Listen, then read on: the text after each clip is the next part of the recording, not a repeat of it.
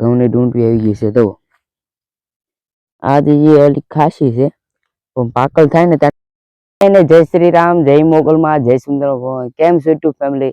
મજામાં તો છો? તો નવો વિડીયોમાં આપનું હાર્દિક અને હાર્દિક સ્વાગત છે. અત્યારના વાગ્યા છે 3:30 થઈ ગયા છે. તો અત્યારે આપણે વાડીમાં છે, તમને ઘઉં બતાડવા આવ્યો છું કે ડુંડી આવી ગઈ. દાદાને મસ્ત ડુંડી આવી ગઈ છે. તો આપણા વાડીની તમને બતાવું. જુઓ, મસ્ત ઘઉંની ડુંડી આવી ગઈ છે. તો આ જે ખાસી છે પણ પાકલ થાય ને ત્યાંની પૂંખ હોય ને એ ખાવાની બહુ મજા આવે. અને રાય છે, તો આપણે રાય હોય તો શાકમાં નાખવા થાય એમ તો સારું રહે. તો મસ્ત ઘઉં ઉગ્યા છે. તો ઝાંખા પડ્યા છે. તો ગાવડા આવી ગયેલા છે. તો આ ખાલું છે ને, ખાલું એમાં એટલી ખાલું પડી ગયેલું છે. એટલે આ છે ઓલપા, આનપા નાના, ઓલપા મોટા, પછી ઓલપા નાના, આનપા મોટા, એવું વધારે છે. તો મસ્ત ઘઉં ઉગ્યા છે. તમને સિનેમેટિક સેટ બતાવું.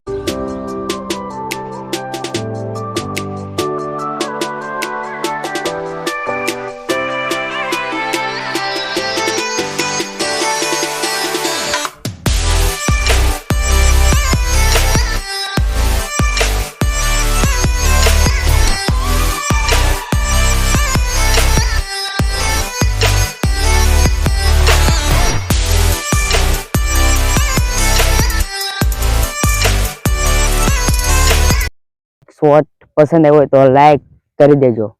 હાલો, તમને મેં ઘરે સાફ સફાઈ કરી છે અને ઓલા પાણકા હતા એ મેં ઓલા કર્યા છે અને બધું બાળી મૂક્યું છે. એટલે જો આપણે માઇક પણ હવે લગાડવાનું શરૂ કરી દીધું છે. એટલે અવાજ પણ સારું આવે. એટલે અવાજ સારું આવે તો તરફ જઈએ. હવે જો મસ્ત રાય છે. 1 3 5 4 પારમ કરી છે. તો મસ્ત કઈક આપણે સાફ સફાઈ કરી છે, તમને બતાડી હતી મેં. ઓલા પર આયા પાણા હતા, તમને કાલે લીધા. તો આ લીધા. તો આ બધી આના પાણા હતા. જો આ છે ને, આ તૂટી જાય છે.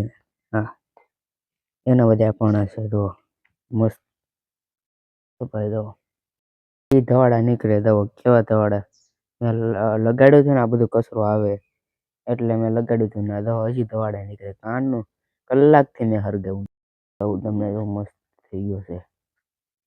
તો મસ્ત ઝાડવા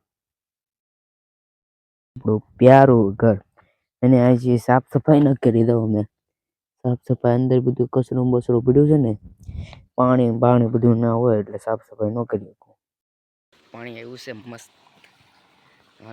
આંબાને પાણી પવડા લેવા છે. તો મસ્ત પાણી ભરે છે કેલબામાં. જો લીંબોડીમાં બધે પાણી થાય. બહુ પાણી ભરે. અત્યારે જવું છે આપણે તલાવ ઉપર. બધું સાફ કર્યું છે. પપ્પાએ બર્તન કાપતા હતા ઉપર, એટલે એના જાય. તો કૂતરું બીવે છે. તો હાલો તલાવ ઉપર જાય. પાણી કદાચ લીલું સમ થઈ ગયું છે. હું ઉપર ગયો એટલે તમને બતાવું. જો હું ઉપર જાઉં છું મસ્ત. તો હાલો તમને બતાવું.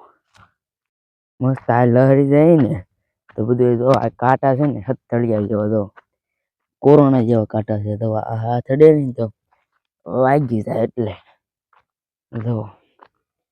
તો આપણે ઉપર ગયા હશે. તો તમને કહેતો હતો ને, લીલું પાણી છે. લીલું પાણી છે. તો લીલું પાણી હોય ને એટલે એ પાણી એટલે ફૂંકાવા મળ્યું. એટલે એ સંદેશ દે આપણને. જો મસ્ત છે.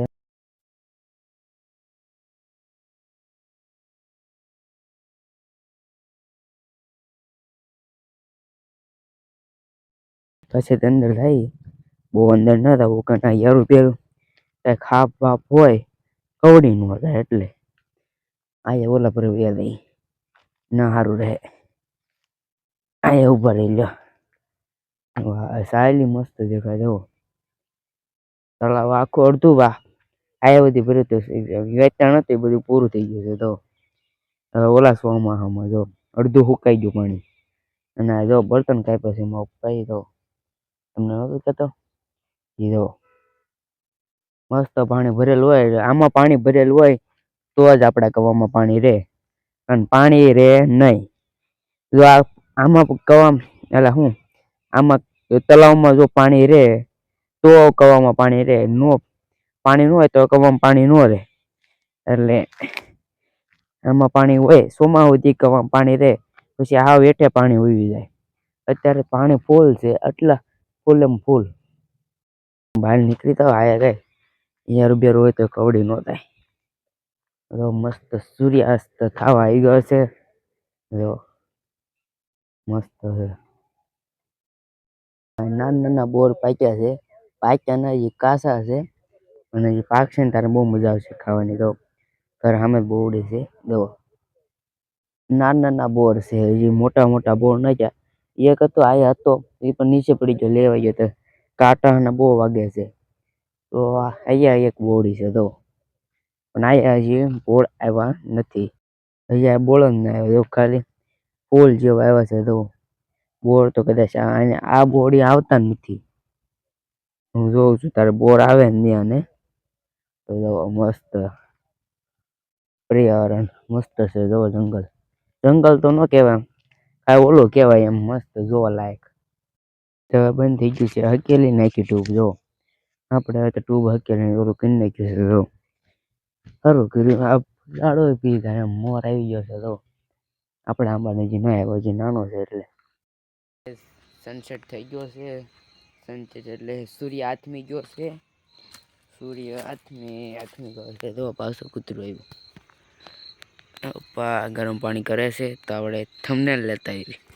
ભીનું થઈ ગયો ને તે હાલવામાં તકલીફ પડે છે. પગ કોરા હોય તો આમ હાલે ને તો પગ ભીના થઈ જાય. આ કોરું હોય ને નાલે હાલવું પડે. તો આ ઈટડું વચ્ચે આવી ગયું છે, આમ લઈ લેવા દે.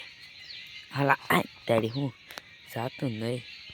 ત્યારે રાત પડી ગઈ છે. તો મસ્ત તો અત્યારે પપ્પા રોટલી બનાવે છે મસ્ત કડક. તો તમને બતાવું.